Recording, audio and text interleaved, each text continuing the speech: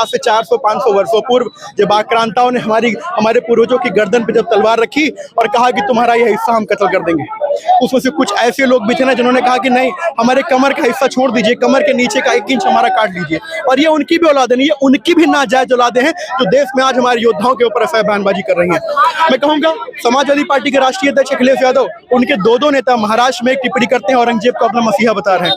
उसी का एक नेता वो सुमन लाल टुटपुंजिया आज देश में राणा संघ, उनके मैं बात को कोट करूंगा, वो बहुत बड़ी बात है, अगर कोई जानने का तो उसको कितना दुख लगे।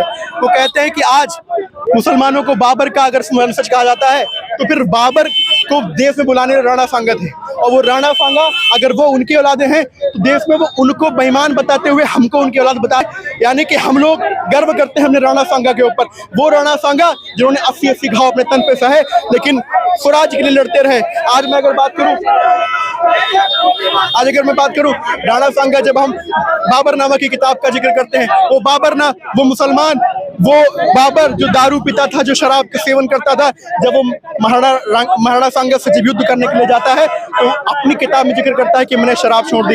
अब उसकी लिखी हुई किताब जो शराब भी अपनी किताबों में लगता है, उसका कोट कर रहे हैं। उसके बाद की 3 किताबों का मैं जिक्र करूंगा।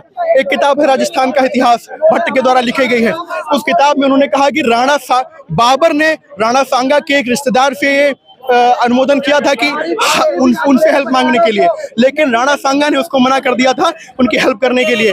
और एक और बात, राणा सांगा ने बाबर ने तमाम युद्ध लड़े लेकिन वो एक सम्राट की भूमिका में ही रहा, लेकिन राणा सांगा से जब उसने युद्ध जीता या छल पूर्वक हराया तो उसने अपने आप को गाजी की उपाधि दी। गाजी का अर्थ होता है धर्म योद्धा, मुसलमानों का धर्म योद्धा। यानी उसकी लड़ाई राणा सांगा नाम के किसी सम्राट से नहीं थी, उसकी लड़ाई संपूर्ण हिंदुत्व से थी। और आज इस हिंदुत्व पे उंगली उठाते हुए समाजवादी के नेताओं को शर्म नहीं आ रही है, इन्हें चुल्लू में पानी और डूब मरना चाहिए।